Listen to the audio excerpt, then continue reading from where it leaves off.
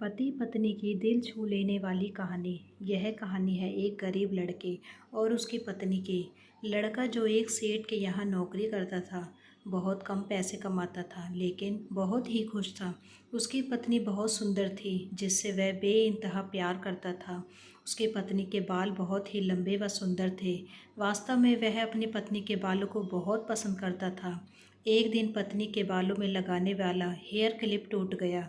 पति काम से घर आया। पत्नी ने कहा कि मेरे बालों का हेयर क्लिप टूट गया है, उसके बिना मैं अपने बालों को नहीं संभाल सकती। यह सुनकर पति बड़ा दुखी हुआ और बोला कि मैं तुम्हारी हर ज़रूरत को पूरा करना चाहता हूँ, लेकिन मेरे पास तुम्हारे हेयर क्लिप के लिए पैसे नहीं हैं। मेरी अपनी घड़ी 1 महीने से ख़राब है, मैं इसको ही सही नहीं करा पा रहा हूँ। पत्नी ने कहा ठीक है, मुझे कोई ख़ास ज़रूरत नहीं है।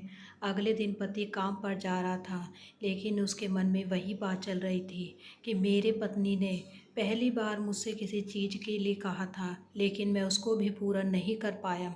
फिर उसका ध्यान अपनी ख़राब पड़ी घड़ी पर गया और उसे घड़ी सुधारने वाली दुकान पर जाकर कुछ रुपए में बेच दी। घड़ी खराब थी इसलिए कुछ ज़्यादा रुपए की नहीं गई, लेकिन जितने रुपए की क्लिप आता है उतने रुपए मिल गए थे। वह क्लिप दुकान पर गया और जैसा उसकी पत्नी का क्लिप था वैसा ही लेकर आ गया। पति बहुत खुश था कि आज अपनी पत्नी को जाकर देने वाला हूँ। पति घर पहुँचा तो देखा कि उसकी पत्नी के जो लंबे सुंदर बाल थे वो बिल्कुल छोटे करवा लिए हैं।